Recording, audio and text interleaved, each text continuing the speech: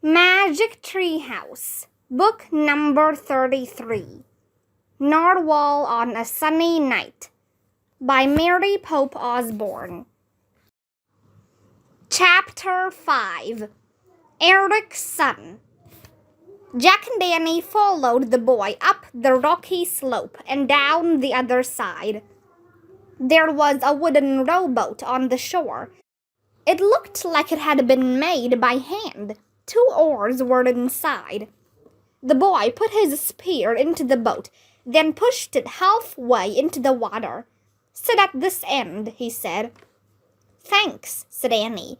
She and Jack climbed into the rowboat. They sat together on a wooden seat. The boy pushed the boat farther into the water. Then he jumped aboard and sat in the center, facing Jack and Annie. He grasped the oars. He looked over his shoulder to see where to go. Then he pulled the oars through the water, and the rowboat began moving away from shore. The wind had picked up, and the water was choppy. The rowboat rocked from side to side. "Hold on tightly," the boy said. "If we fall in, we freeze to death." Jack gripped the side of the boat as it bumped through the waves. The boy rowed around a bend in the bay. Then he headed toward the ice barrier, chapping the narwhal. He rowed close to a wide, flat chunk of ice. "Hey, you!" Annie called to the whale. "Don't be afraid." The narwhal was still swimming in circles. He had a cone-shaped body and short front flippers. His long ivory tusk looked like twisted rope. "We've come to help you," said Annie. "We need to break up that piece of ice," the boy said to Jack. He pointed to the chunk that was blocking the narwhal's escape. "Right," said Jack. "How do we do that?" "Sit here. Hold the boat steady," said the boy. He made room for Jack to sit next to him on the center seat. Then he handed Jack the oars. Jack grasped the wooden handles and tried to keep the boat from tipping over. The boy carefully stood up. He stepped out onto the flat ice surface. The boat rocked, but Jack used the oars to keep it close to the ice. The boy started kicking the ice chunks. He kicked and kicked. Suddenly he slipped and fell hard onto the icy surface. He clutched his right knee and groaned. "Are you okay?" said Annie. "Yes," said the boy. He tried to stand up, but he groaned again and sat back on the ice. "Wait, I can help," said Annie. Jack held the boat steady as Annie climbed out. She kicked the fallen ice chunk, but it didn't move. "Use the spear," said Jack. He let go of the oars long enough to pick up the boy's spear. "Use it how?" said Annie. "Just take it." Jack held the spear out to her. "Careful, it's super heavy." Annie took the spear with both hands. "Slide it between the chunk of ice and the big iceberg," said Jack. Annie wedged the spear between the 2 solid blocks of ice. "Got it?" said Jack. "Now pull back." Annie pulled hard on the spear. "I can help," said the boy. Even though he was injured, he stood up. He gripped the spear with Annie, and they pulled together. Bit by bit, the ice began to splinter against the steel blade of the spear. Annie and the boy kept pushing and pulling until the fallen chunk of ice finally popped free, like a cork popping out of a bottle. The narwhal kept circling the shallow pool. "This way," Annie called to him. She pointed to the gap in the ice. "Swim through there." The narwhal seemed to understand. He looked at Annie, then turned and shot out through the passage. Jack and Annie raised their arms above their heads and shook their fists. "Yay!" they shouted. The boy looked at them. Then he raised his arms, too, and shook his fists. "Yay!" he said. Jack and Annie laughed, and the boy laughed with them. For the first time, he seemed like a regular kid, Jack thought. The 3 of them watched the narwhal swim away and disappear into deep water. The boy smiled at Jack and Annie. "You both are strong and smart," he said. Thanks, they said together. Are you sure you're okay? Said Jack. Yes, said the boy. What's your name? Said Annie. Erickson, said the boy. My father is Eric. Oh, I get it. Your dad is Eric, so you are called Eric's son, said Annie. Yes, said Erickson. My name is Jack, said Jack, and she's my sister Annie. Where do you live? Asked Erickson. Far away. We're just visiting Greenland for the day, said Annie. Do you live around here? Yes, said the boy. Would you like to meet my family? Sure, said Annie. Absolutely, said Jack. Annie climbed back into the rowboat. The boy limped the edge of the ice. Do you need help rowing? Asked Jack. No, thank you. I can still do it, the boy said. Jack carefully stood up. He gave Erickson his hand and helped him into the boat. Then Jack took his seat next to Annie. Erickson picked up the oars. He looked over his shoulder and began rowing through the ice-cold sea water. Chapter 6.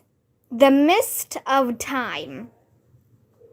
As Erickson rowed across the bay, the waves were rough, but his oar strokes were strong and steady. So where do you live? Jack asked, rocking from side to side. Eric's Inlet. The boy nodded to a place between the steep hills where the sea flowed in. Did people name it for your father? Said Annie. No, said Erickson. My father named it for himself. Does he work at one of the research stations? Jack asked.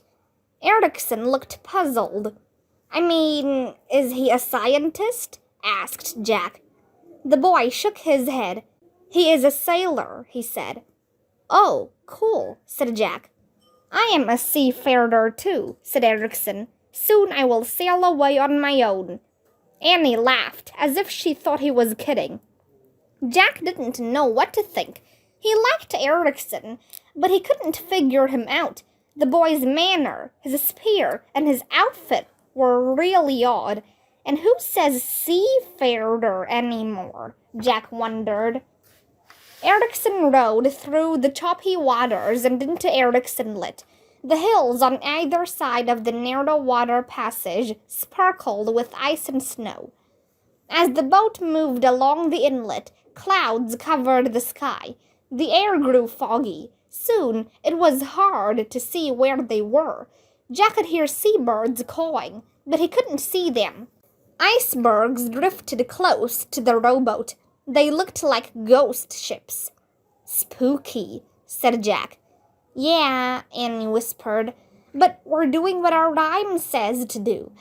On a day that seems endless, with no dark of night, travel through fog, travel through light. Right, we are, said Jack, but I still don't know what no dark of night means. Before Annie could answer, a bellowing noise came from up ahead. What's that? Said Jack. The rowboat moved past a flat iceberg. Through the fog, a huge animal loomed into view. The creature was as big as a polar bear. It had 2 long tusks. A walrus, said Jack. The walrus had bushy whiskers, a broad head, and flippers. Its wrinkled skin was the color of cinnamon. Hi, mister, said Annie with a laugh. I didn't know walruses were so big.